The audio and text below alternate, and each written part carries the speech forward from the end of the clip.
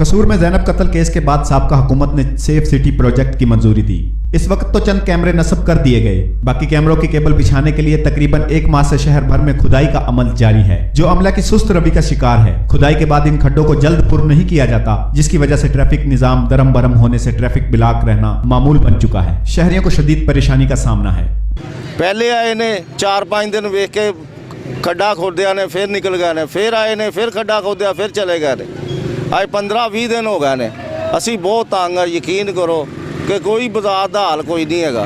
दुकानदारों ने जिले इंतजामिया से शिकवा करते हुए कहा है कि इनसे हमारे कारोबार मुतासर हो रहे हैं। केबल बिछाने के बाद इन खड्डों को पुर नहीं किया जाता। लोग अपनी मदद आपके तहत खड्डों में मिट्टी डालकर पुर करते हैं। अगर अमला से बात करें तो आगे से बदतमीजी करते हैं। इस पर नोटिस लिया जाए और जल्द से जल्द इस काम को मुकम्मल करवाया जाए ताकि शहरी सुख का सांस ले सकें।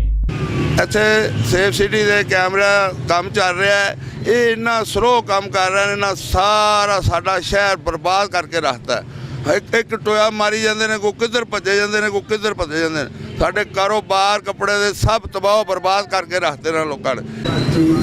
ये आप देख रहे हैं कि सड़कों का क्या हाल है। ट्रैफिक दोनों तरफ फंसी हुई है। गलियां जो गली शुरू करते हैं वो उधर ही पड़ी रहती है, आगे नहीं खोद देते हैं।